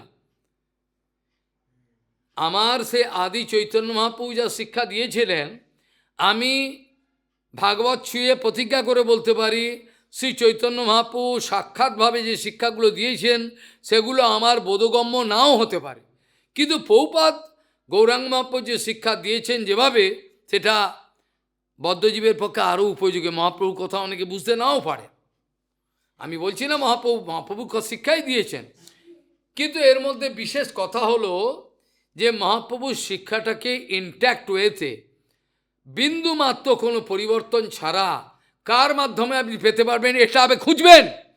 যদি আপনি বুদ্ধিমান হন, তাহলে এটা খুঁজবেন যে কার মাধ্যমে আমি শ্রী চৈতন্য মহাপ্রভুর শিক্ষাটাকেই আমি বাহাদুরি দেখব না, আমি বাহাদুরি দেখতে চাই না। কার কত টাকা হয়েছে, কে কত মঠ বানিয়েছেন, কে কত কুকুর ছাগল বানিয়েছেন, এগুলো দেখব না। আমার দেখতে হবে কে কি পরিমাণে চৈতন্য মহাপুরুষ শিক্ষাটাকে দিতে পাচ্ছেন, কে কত পরিমাণে চৈতন্য মহাপুরুষ শিক্ষায় প্রতিষ্ঠিত, সেটা আমার দেখতে হবে। আমার অন্য টাকা পয়সা কে কত লাইনের জন্য দেখার দরকার নেই, ওগুলো বড় কথা নয়। কে ইনট্যাক্টভাবে চৈতন্য মহাপুরুষ শিক্ষাটাকে একেবারে নিটালভাবে অপরিবর্তনীয় আমার কাছে দিতে পাচ্ছেন, এটা তো প্রভুপাদ ভক্তিবিনোদ ছাড়া কাউকে আমরা দেখিনি। এইরকমভাবে আচরণ করে, বলে, লিখে, তাহলে যে সাধু আচরণ করছেন, বলছেন, লিখছেন অনর্গল, তাকেই লোকে লাথি মেরে তাড়িয়ে দিচ্ছে। তাহলে এই জগতের মঙ্গল কি করে হবে? হবে কি এই জগতের মঙ্গল? আনা তাহলে প্রভুপাদের কাছ থেকে গৌরাঙ্গ মহাপ্রভুর যে শিক্ষা যতটুকু নিটালভাবে নিখুঁতভাবে পাওয়া যাবে, আমরা গৌরাঙ্গ মহাপ্রভুর আচরণ এবং শিক্ষা নিজে নিজে অনুসরণ করে অতটা বুঝবো না। আমরা করতে পারি কিন্তু পারবো না, বুঝতে পারবো না। কিন্তু প্রভুপাদ যখন বুঝিয়ে দিচ্ছেন এক একটা অক্ষর আচরণ করে, যার জন্যই বলেছিলাম চার সম্প্রদায়ের যত আচার্য আছেন তারা বিরাট মহিমাময়, নো সন্দেহ নেই। কিন্তু প্রভুপাদের মতন এক একটা শব্দকে ব্যাখ্যা করে খুলে, পর্দাটাকে খুলে খুলে কেউ দেখাননি, এতটা দেখাননি। তারা শাস্ত্রের বড় বড় ব্যাখ্যা করেছেন, পণ্ডিত ব্যক্তিগণ, ভক্ত, তারা বুঝতে পারেন। রামানুজাচার্যের বেদান্ত ব্যাখ্যা সংস্কৃত আমি ফেলে দেবো তোমার কাছে, কে বুঝবে? কিংবা বিশ্বনাথ চক্রবর্তী খালি সংস্কৃত ভার্সনে ফেলে দিলাম, কে বুঝবে? যারা সেরকম বিদ্বান এবং তার সঙ্গে ভক্তিমান গুরু, তারা পারে। বলদেব বিদ্যাভূষণের যে ব্যাখ্যাগুলো, এগুলো তিনি যেরকম লিখেছেন, এগুলো বোঝাও তো মুশকিল, সাধারণ ব্যক্তি এগুলো পারবে না, এবং অনুপ্রবেশ নাই। এটা আমার বুদ্ধি বেশি, অতএব আমি ঢুকে পড়বো, হবে না। এর ভেতর প্রবেশ অধিকার হবে না। যতক্ষণ গুরুকৃপা না পায়, শাস্ত্রের সমস্ত অর্থ দুর্বোধ্য, একে ভেদ করে ভেতরে ঢুকতে হবে। শাস্ত্রের যে অর্থগুলো রয়েছে, মানে যে একটা দুর্গ, এটাকে ভেদ করে প্রবেশ করতে হবে। গুরুকৃপাতে প্রবেশ করে ভেতরের অন্তর্নিহিত অর্থগুলোকে অনুভব করতে হবে। যেখানে বলদেব বিদ্যাভূষণের মতো বিদ্বান ব্যক্তি হাত তুলে দিয়ে শ্যামসুন্দরের কাছে বলছেন যে আপনার কৃপা যদি হয়, আপনি যদি হৃদয়ে বসে, বলদেব বিদ্যাভূষণ বলছেন অসৌ শ্যাম সুন্দর, এই শ্যামসুন্দর যদি আমার হৃদয়েতে বসে এই শাস্ত্রের গভীর অর্থ তিনি যদি বুঝিয়ে দেন, তাহলে আমি বুঝতে পারব। তিনি বলছেন, রূপ গোস্বামী বা সনাতন একই কথা বলছেন যে আমার ক্ষমতা নেই, বুঝতে পারছি না। তাহলে যদি কৃপা করে বুঝিয়ে দেন দয়া করে, তাহলে বুঝতে পারবো, নাহলে বুঝতে, এ অসম্ভব। এই গভীর অর্থ কোথায়? বাইরের জিনিস নিয়ে সব ব্যস্ত রয়েছে, এর ভেতরে প্রবেশ করবে কী করে? আর এর ভেতরে প্রবেশ না করলে তো রত্ন পাবে না, ওপর উপরে রাগ ধরবে না। হ্যাঁ, বিকট যখনই কোনো বিষয়েতে আগ্রহ প্রকাশ করলো, করে বেশ দিন কতক, 7 দিন 8 দিন, দুধ তার ভাল লাগছে না, কি বুঝতেই পারছি না কি বলছে, বলে ফেলে দিয়ে চলে যাবে। পারবে না তো, ও প্রবেশ অধিকার নেই। কত পড়বে, পড়ে কি বুঝবে? কিছু বুঝবে না। কৃপা চাই তো, আচরণ চাই। আচরণ থাকলে ভগবান হৃদয় আছেন, তিনি ব্যাখ্যা করে বলে দেবেন। হরিকথা কেউ বলতে পারে না, হরিকথা কেউ বলতে পারে না, কেউ অভিমান করে যেন না বলে। তিনি বসবেন হৃদয়ে, তিনি স্ফূর্তিপ্রাপ্ত করাবেন অনর্গলভাবে, তালেই এটা হতে পারে। নচেত কাউর বাবার ক্ষমতা নেই। গুরু কি পাহি কেবলম, কেউ পারবে না। আর যদি কেউ শাস্ত্রের গভীর অর্থ না বুঝে, ছিল গৌরকিশোর বাবাজি মহারাজের মতো অনন্য বিশ্বাস নিয়ে কেবল নাম করতে থাকে, তো রাগানুগা ভজনে তাদের অধিকার। এটা তো আর শাস্ত্রের সব অর্থ তারা বোঝেন, শাস্ত্রের কোনো অর্থ এমন নেই পড়েন, তারা সব অর্থ বোঝেন, কিন্তু বলবেন না বাইরে। অর্থ বুঝেছেন বলেই তো শ্যামসুন্দরকে ধরেছেন, গৌরাঙ্গকে ধরেছেন কেন? বাকি সহজিয়া পণ্ডিত ব্যক্তি তার কাছে যখন রাগানুগা ভজন শেখার জন্য আসছেন বারবার, রাগানুগা ভজন, কিন্তু আজকে আমার অবসর নাই, কালকে এলো, কালকে আমার অবসর নাই, যতবার আছে অবসর নাই। হ্যাঁ, রেগে গিয়ে বলে আপনার খালি অবসর নেই, লাগবে না, চললাম বলে চলে গেল রেগে। গোসাইয়ের বাচ্চা চলে গেল। তারপর কি হলো? বাবা এবার বিড়বিড় করে বলছে, হ্যাঁ, যারা 1 পয়সার মা বাপ, 1 পয়সা গেলে সহ্য করতে পারে না, তারা করবে, এরা যা না যা, পয়সা আছে পকেটে নিয়ে আয়, উজ্জ্বল নীলমণি সব নিয়ে আয়, কিনে নে, কিনে পড়ে যা কৃষ্ণের কাছে দেখি। হ্যাঁ, অনুভব কোথায় পাবে? সেটা তো গুরু বৈষ্ণব ছাড়া কেউ দেবে না। অনুভবটা কে দেবে? ওটা তো গুরু বৈষ্ণবের কাছে। আর বই পড়ো, মুখস্থ করো, লেখো, অনুভব কে দেবে? অনুভব তো তাদের কাছে রয়েছে। বলছে এইসব দুষ্টগুলো আমার থেকে মই নেবে চেয়ে, মই নিয়ে কৃষ্ণের দোতলায় উঠবে, দোতলায় উঠে কৃষ্ণের মাথায় বিষটা ত্যাগ করবে। এই জন্য মই চাইছে, শাস্ত্রের মই নিয়ে ওপরে উঠবে, বিষটা ত্যাগ করবে। এ হচ্ছে ওদের শাস্ত্র জ্ঞান। শাস্ত্র সবার কাছে জ্ঞান প্রকাশ করে না। যে ব্যক্তি নিজে অন্ধ, ব্লাইন্ড, সে ব্যক্তি যদি লণ্ঠন নিয়ে চলে, আরে মূর্খ, আপনি লণ্ঠন নিচে, লণ্ঠন আমি অন্ধ, অপর লোকে দেখাবার জন্য চলছিলাম। এইটি হচ্ছে আমাদের। যেমন অন্ধ ব্যক্তি যদি লণ্ঠন নিয়ে চলে, তার মানেটা কী হলো? আরে মশাই, আপনি তো নিজে অন্ধ, লণ্ঠন নিলেন, আলোটা অপরের জন্য, আমার জন্য না, আমি এই জন্য নিয়ে যাই, যদি অপরের উপকার। এইটা হচ্ছে আমাদের শাস্ত্র জ্ঞান। শাস্ত্রচক্ষু যেদিন খুলবে, সেদিন আনন্দে ভেসে যাবে। যতদিন শাস্ত্র খুলবে না, যত লাই নাড়ো, কিচ্ছু হবে না। শাস্ত্রচক্ষু খুলে গেলে সব দেখতে পাবে, চারিদিকে কি হচ্ছে, কে কত মায়া পড়ছে, ধাপা ধাপ কি সব দেখতে পাবে, সব দেখতে পাবে। কারোর প্রতি আর নিন্দা করার ইচ্ছা থাকবে না, চুকলি করার, জটিলতা করার কোনো ইচ্ছা। সরল জীবন, দুটো খাবো, হরিভজন করব, অনায়াসে পাই, কৃষ্ণ গুণ গাই, আর না বইব আনো। অনায়াসে পাই, দুটো রুটি দিচ্ছেন ভগবান, দুটো রুটি পাবো, আনন্দ, এবার হরিনাম করব, কীর্তন করবো, হরিপাস হয়ে গেল। কী জটিলতা, একে মার ওকে মার, কী করব, একে ফেলে দে, ল্যাং মেরে ফেলে দে, ওকে অপমান, কী দরকার? প্রয়োজন নেই না। নিজে আনন্দ পেলে নিজে আনন্দে ভাসো, কি প্রয়োজন আছে? এখন তো আমার এই সিদ্ধান্ত যে এত রক্ত দেওয়ার পরেও একটা কোনো ব্যক্তি কোনো সাড়া দিচ্ছে না, বলছে না যে এই ব্যক্তি সমস্ত রক্ত দিয়ে দিল, যা ভিক্ষা টুকটাক পেয়েছিলাম, কোনো জায়গায় যাই, সব গন্ত যাবে, কোনো লোক তো এগিয়ে এলো না। এলো কি?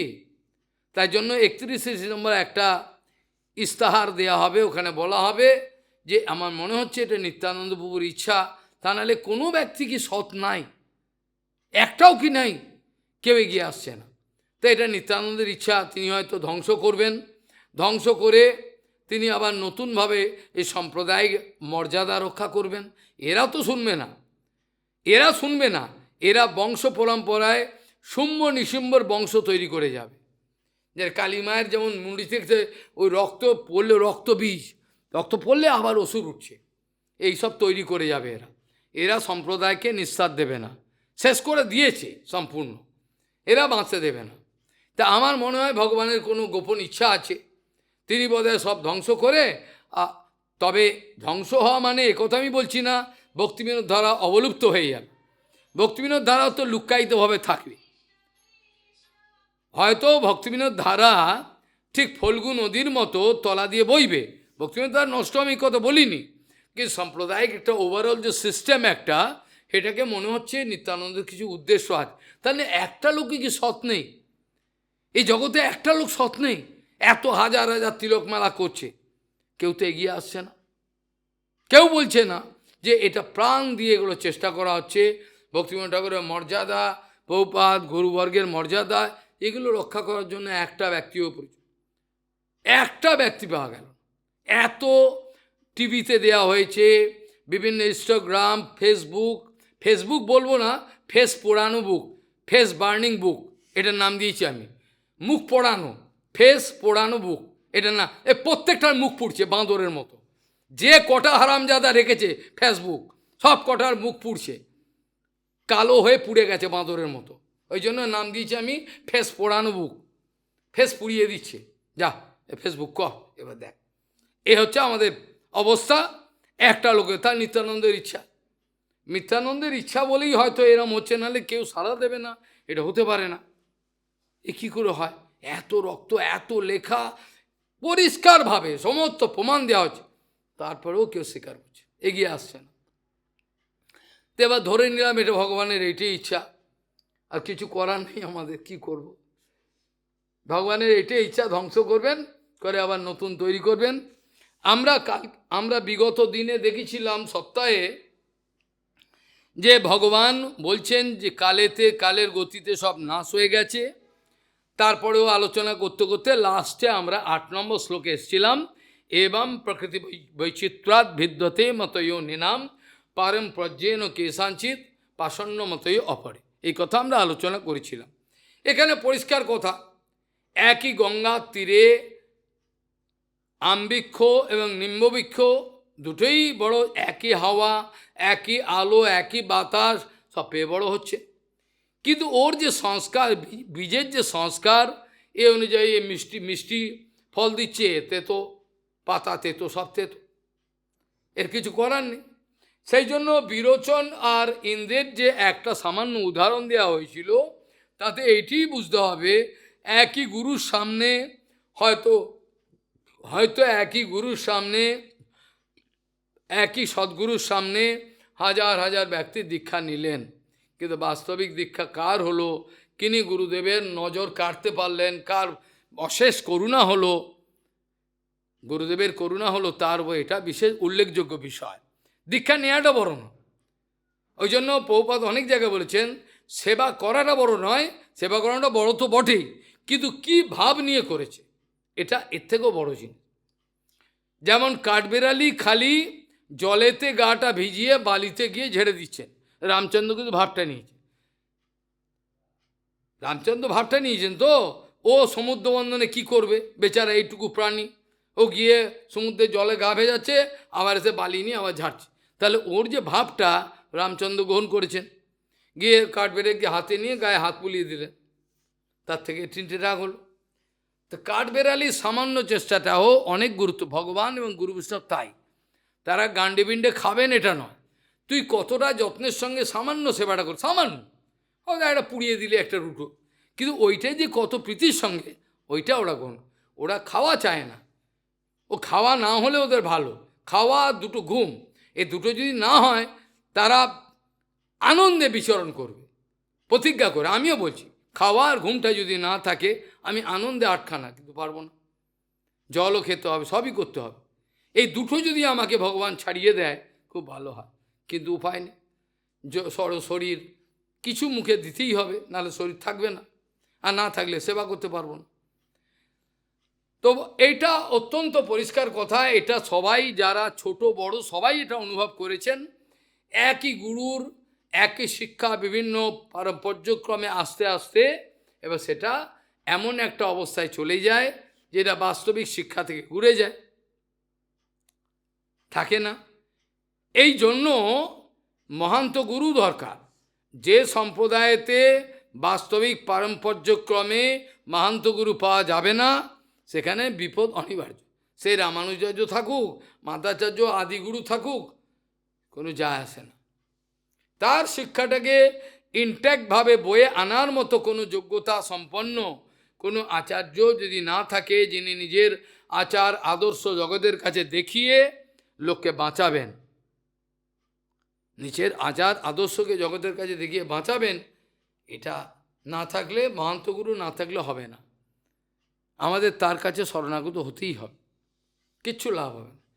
যতদিন না করব কোনো বাস্তবিক দিব্যজ্ঞান আমাদের খুলবে না, আর কপটতা না গেলে মানুষই হবে না। সরল জীবনযাপন দরকার, জটিল জীবনযাপনে প্রশ্রয় দিলে তার জীবন ঘোরতর নরকের দিকে ধাবিত হবে, কোনো এতে সন্দেহ নাই।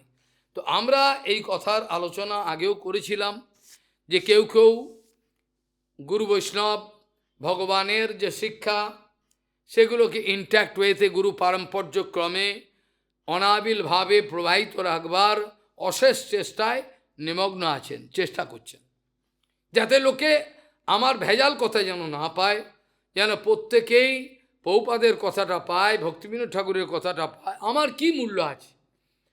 আমার তো কোনো মূল্য নাই। যদি প্রভুপাদের কথাটা দেয়া যায়, প্রভুপাদের ভক্তিবিনোদ ঠাকুরের, তার লোকের মঙ্গল হবে। এই ইনট্যাক্ট ওয়েতে প্রাণটাকে উৎসর্গ করবার চেষ্টা করেন যারা সদ্গুরু। বাকি লুটছেন, সব লোটা ডাকাত লুটছেন। কাজেই কেউ কেউ হয়তো চেষ্টা করছেন পারম্পর্য ক্রমে এই ধারাটাকে, ভক্তিবিনোদ ঠাকুর ধারাটাকে এগিয়ে নিয়ে যাওয়ার জন্য চেষ্টা করছেন। আবার অপরে কি করছেন, একটা পাষণ্য মতকে আচরণ করছে। পাষণ্য মত আচরণ, যেটা ভগবান বললেন আগেই, যে আমি প্রথমে এই জ্ঞান ব্রহ্মাকে দিয়েছিলাম, ব্রহ্মা তার পুত্র মনুকে দিয়েছিল, তারপরে তার ভৃগবাদয় এদেরকে দিয়ে এইভাবে ইন্ট্যাক্ট করে নেপে আসছেন। পরে দেখা গেল একটা বিস্তর ভাগ হয়ে গেল, এমনই ভাগ হয়ে গেল সেটা ভাগবত ধর্ম আর বলা যাবে না। আগম আর নিগম, আগম আর নিগম, আমরা নিগম আর শঙ্কর্ষণ মহাদেব এগুলো থেকে এসছে, চতুর্থ এগুলো থেকে এসছে আগম। তা আমরা নিগম কল্পতরুর গলিতম ফলম সুখমুখাদ অমৃত দেব সংযুতম, এটা আমরা বলি, ওদের আলাদা আছে কিন্তু শিক্ষা একই। এমনকি মহাপ্রভু এই কথা পর্যন্ত বলেছেন যে পাঞ্চরাত্রিকের যা আউটকাম, অর্থাৎ পাঞ্চরাত্রিক বিধানে যা বলতে চাইছে আর ভাগবত শিক্ষা, এটার মধ্যে পার্থক্য নেই, মহাপ্রভু নিজে স্বীকার করেছেন। ভাগবতজি মহাপুরাণের যে সিদ্ধান্ত আর পাঞ্চরাত্রিক এই দুজনের মধ্যে মহাপ্রভু বলছেন পার্থক্য কিছু নাই, এক। এইভাবে আমাদের কৃষ্ণ হইতে চতুর্মুখ হয়, কৃষ্ণ সেবনমুখ, ব্রহ্মা হইতে নারদেরও মতি, নারদ হইতে ব্যাস, মধ্যকয় ব্যাস, এইভাবে চলে আসছে। আর ওদের আবার ওইভাবে আসছে, সংকর্ষণ থেকে এবার ধীরে ধীরে আসছে। এই করে ভগবান বলছেন যে কিছু করার নেই, মায়াতে মোহিত হয়ে জীব, ক্ষুদ্র জীব, যা চোখে দেখা যায় না, চোখে দেখা যায় না একটা জীবের, তার এত বড় স্পর্ধা, এত বড় উদ্দাম, এত বড় তার আস্ফালন, চিন্তা করতে, ক্ষুদ্র জীব চোখে দেখা যায় না, খালি শরীরটা নিয়ে ব্যাস, সামান্যতম বিচার বুদ্ধিও নাই, কি করবে। ভগবান বলছেন দেখো কিভাবে ভাগ হয়ে, আমাদের প্রভুপাদ বলছেন বুদ্ধের যে শিক্ষা এটা আমরা নিতে পারবো না, পারবো কি? পরশুরামের শিক্ষা নিতে পারবো না, ঋষভদেবের শিক্ষা নিতে পারবো না, আমরা দণ্ডবোধ করবো ঠিক আছে, কিন্তু নিতে পারবো না। ভগবত অবতার ভগবত আবেদ হলেও নিতে পারবো না। এইভাবে ধীরে ধীরে সব এক একটা বিরাট ব্রাঞ্চ খুলে গেছে, যে যেরম পেরেছে এই সত্য বস্তুকে যে যেরমভাবে পেরেছে বিকৃত অবস্থায় প্রতিপাদন করার চেষ্টা করেছে। একই সত্যবস্তু দুটো নয়, কিন্তু অ্যাকর্ডিং টু দেয়ার সংস্কার they are going to represent different way. তার উপস্থাপনার পার্থক্য, একই সত্যবস্তু একই, এ উপস্থাপন করছে এভাবে, পরে গেল পুরো ভাগ হয়ে এমন চলে গেল, এটা ভাগবত ধর্মের কোনো মানেই বোঝা যাচ্ছে না। আমরা গ্রহণ করতে পারবো না এসব শিক্ষা, আমাদের গ্রহণ করতে হবে গুরুবর্গের যা শিক্ষা, ওটি ভাগবত, ওরা যা বুঝেছেন আমাদেরকে বুঝিয়েছেন, আমরা নিজেরা পারবো না, করতে গেলে অসুবিধা আছে। ভগবান বলছেন ৯ নম্বর শ্লোকেতে, মনমায়া মোহিত ধিয় পুরুষর্ষভ শ্রেয় বদন্তি অনেকান্তম যথা কর্ম যথা রুচি। ভগবান বলছেন দেখো আমার মায়াতে, ভগবান বলছেন উদ্ধবকে, উদ্ধব মনমায়া মোহিত ধিয়, আমার মায়া এমনভাবে ফেলবো যে সত্যটাকে তুমি মিথ্যে পাবে, গুরু বৈষ্ণবকে লাথি মেরে দেবে। যখন মায়া ধরবে তখন গুরু বৈষ্ণবকে লাথি মেরে দেবে, দিয়ে চলে যাবে। প্রপাতকে ফেলে দিয়ে চলে গেল, এত বড় মায়া, এইরকম হচ্ছে মায়া। সেই জন্য চোখের সামনে কত অহংকার, কত বড় বড় বৈষ্ণবকে অপমান করলো, চোখের সামনে দেখা। ভারতী মহারাজ রয়েছে, আমিও একই গাড়িতে, আমাদের 3 জনকে নিয়ে যাচ্ছেন, কত অপমান করেছে, কেউ একটা বিচার করলো না। ভারতী মহারাজ পাশে রয়েছেন, উনি জানেন বিচার করতে গেলে কিন্তু আগুন জ্বলবে, ওই চুপ করে রয়েছে। আমি তো কিছু ছোট্ট, আমার বয়স কম, আমি চুপচাপ রয়েছি। ভারতী মহারাজ আমাকে নিয়ে যাচ্ছেন গাড়ি করে, আর ওই গাড়ির মধ্যে অপমান করছেন জ্যেষ্ঠ বৈষ্ণবকে। কত অপমান, আমাকে তো অপমান করতে, আমি তো মানুষই নয়, আমি কোনো চেয়ারে বসতে যাব, চেয়ারে হাত থেকে দিয়ে বসতে দেবে না, আমি দাঁড়িয়ে রয়েছি, ঠিক আছে। তীর্থ গোস্বামী আমার সামনে রয়েছেন, এইভাবে অপমান করি, কিচ্ছু করি না। যারা অপমান করে কিচ্ছু বলি না, কাজেতে আমি দেখিয়ে দিচ্ছি। শেষে কি হলো, হরিবোল হরিবোল হয়ে গেল। এমন হরিবোল হলো যে বলো হরি হরিবোল, সে আর বলার কথা না সবার মাঝখানে। মায়া যখন বুদ্ধি ভেদ করে দেবে না, অপরাধের ফলে অসত্যকে সত্য বলে মানবে, ওইটি ভালো। মায়া বুদ্ধিভেদ করে, মায়ার কোনো কিছু অসমর্থ কিছু। শঙ্কর ভগবানকে প্রমাণ করে দিল। শঙ্কর ভগবান তো মায়া পাল্লায় পড়ার লোক নয়, পড়ার তিনি হচ্ছেন দেবাদিদেব। তাকেও তো দেখিয়ে দিল, তোমাকে ঘোল খাইয়ে দিল। কাজেই সাধু সাবধান, এছাড়া আর অন্য কোনো শব্দ ব্যবহার করা যাবে না। একটু এদিক ওদিক হলে সব শেষ, ভজন জীবন পুরো রসাতল চলে গেল। এই জন্য বলছেন মন মায়া মোহিত ধিয় পুরুষাহ পুরুষর্ষব শ্রেয় বদন্তি অনেকান্তম যথা কর্ম যথা রুচি। যার যেমন কর্ম, যার যেমন রুচি, আমার মায়ায় মোহিত হয়ে গিয়ে কেউ কিছু বুঝলো, কেউ কিছু বুঝলো, কেউ কিছু বুঝলো, এইভাবে পুরুষাহা পুরুষর্ষবাহ। এইভাবে হে হলো কি স্ব কর্ম অনুসারে আমার মায়ায় মোহিত হয়ে মানবগণ যার যেমন রুচি এবং সংস্কার সেবে করতে আরম্ভ করল। নিজ নিজ কী করল, শ্রেয় সাধনের নানাবিধ উপায় প্রদর্শন করিয়া থাকে। অত কথায় কাজ নেই, খালি দেখো একটা উদাহরণ আমি দিই। অত কথায় কাজ একটা উদাহরণ দিলে বুঝতে পারবে যে পরীক্ষিত মহারাজ, ছিল পরীক্ষিত মহারাজ যখন প্রবেশনে বসলো, তখন সে তো কাউকে ডেকে আনেনি, কিন্তু তার কাছে কত ঋষিমুনি এসে গেল। সবাই এ বলছেন মহারাজ এটা করলে ভালো হয়, এ বলছেন এটা করলে ভালো হয়, সব নিজ নিজ বলছেন। মহারাজ শুনছেন, কিন্তু যখন সুখদেব গোস্বামী এলেন তখন কি হলো, সবাই উঠে দাঁড়ালেন। কারণ তিনি ভাগবত ধর্মের ইনট্যাক্ট শিক্ষা আচরণ করে জগৎকে দিচ্ছেন, যা তিনি ব্যাসমুনির কাছে পেয়েছেন সেটা।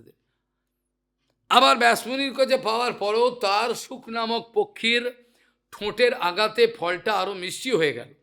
নিগমকল্পতরুর গলিতম ফলম সুখমধাক সুখমুখাদ অমৃত দেব সংযুতম পিবত ভাগবতম রসমারয়ম মুহুর রসিকা ভবিভাব।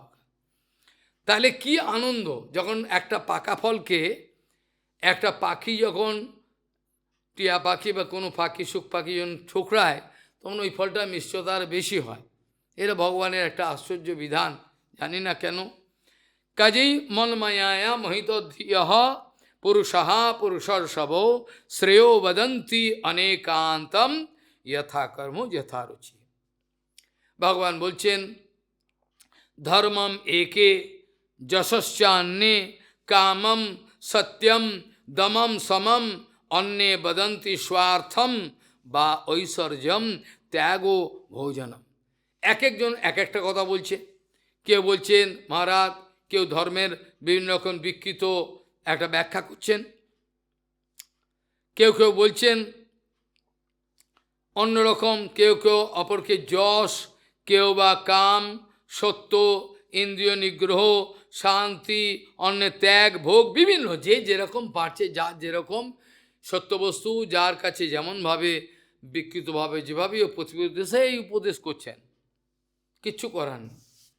ধর্মম একে যশশ্চ অন্যে কামম সত্যম দমম সমম অন্যে বদন্তি স্বার্থম বা ঐশ্বর্যম ত্যাগ ভোজনম। কেচিৎ যোগ্য তপোদানম ব্রতানি নিয়মান জমান। কেউ কেউ বলছেন যজ্ঞ করো, কেউ বলছে তপ করো, কেউ দান করো, ব্রত করো বিভিন্ন রকম, আর নিয়ম জম এই হ্যাঁ এগুলো করো, শ্রদ্ধায় হতো এগুলো করো, যেমন বলছেন। ভগবান বলছেন দেখো এইভাবে যে যেমনভাবে পারল, তাদের তো স্বতন্ত্রতা আছেই, যদিও পরম স্বতন্ত্রতা নেই। বলছেন আদ্যান্তবন্ত এই কালকে এটা আলোচনা করা হবে। আদ্যান্তবন্ত এইসাম লোকাহা কর্ম বিনির্মিতাহা দুঃখ দরকা তমো নিষ্ঠা ক্ষুদ্রা মন্দ্যা সুচার্পিতাহা। আদি এবং অন্ত এই দুটো জিনিস যদি তোমাদের জীবনে থাকে, যে প্রতিষ্ঠা লোকে আমার দেবে তার প্রতি রুচি নাই, কারণ এর প্রতি আদি এবং অন্ত আছে।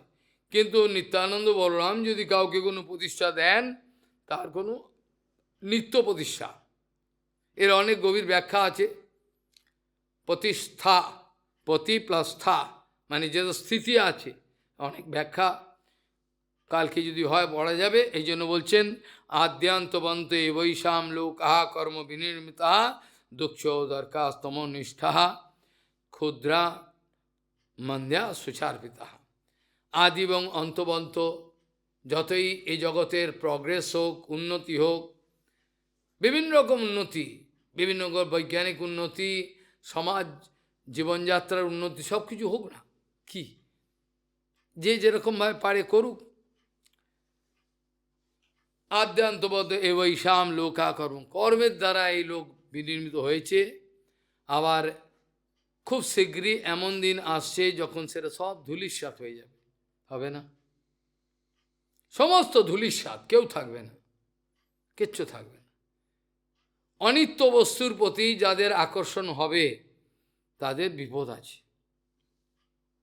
অনিত্য বস্তুর প্রতি যাদের যদি মন ঘোরাফেরা করে, বড় ভয়ঙ্কর বিপদ কপালে নাচছে ধেই ধেই করে।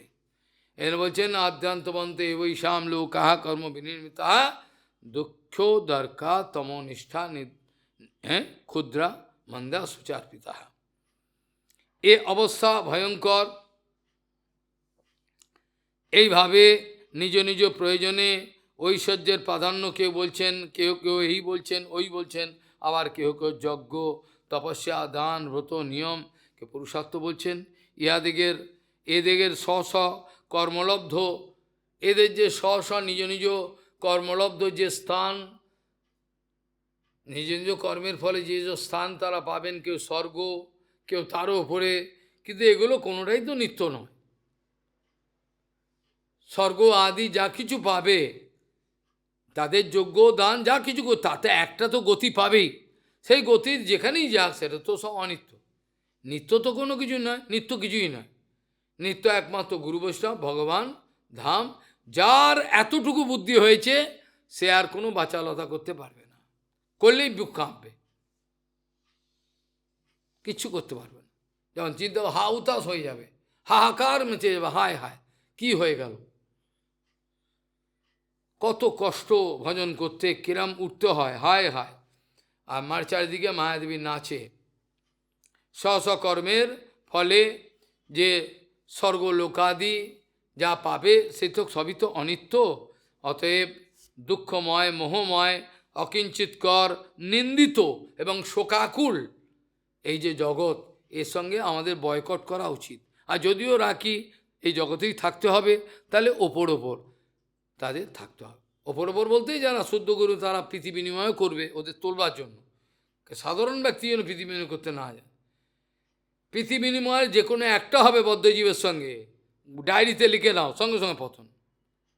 বদ্ধ অবস্থায় যারাই থাকুক, আমি কারোর নাম বলতে চাইছি না, যারাই বদ্ধ অবস্থায় আছে তাদের সঙ্গে যারা অন্তর থেকে প্রীতি বিনিময় করবে, তাদের এই জগৎ ছেড়ে বেরোবার কোনো রাস্তা নেই নেই নেই নেই। এটা সাবধান থাকতে হবে। প্রীতি বিনিময় করতে হবে এমন জায়গায় যেখানে আমার পতনের সম্ভাবনা তো দূরের কথা, সে প্রীতি বিনিময় ওপরে উঠে যাব। আমি পড়বো তো দূরের কথা, পড়বো কেন, তো আরও উপরে উঠে। কিন্তু জাগতিক কোনো ব্যক্তি, ডুবন্ত ব্যক্তি ডুবে যাচ্ছে, তাকে বাঁচাবার দায়িত্ব হলো যিনি সাঁতার জানেন। শুধু সাঁতার জানলে হবে না, তার টেকনিক জানা চাই। তাহলে ওই সাঁতার জানলেও তাকে নিয়ে ডুববে, জাপটে ধরবে। আজ এই পর্যন্ত চর্চার বিশ্রাম থাকলেই ভালো হয়, অনেক রাত আপনাদের যেতে হবে। কাল কর্ম গুণাধীন দেহ আয়াম পাঞ্চভৌতিক কথম অন্যাংস্তু গোপায়ের সর্পগ্রস্ত জয়া অপরা বাঞ্ছা কল্পতরুস্য কৃপা সিন্ধু পতিতানং পাবনে বৈষ্ণভ্যো নমো।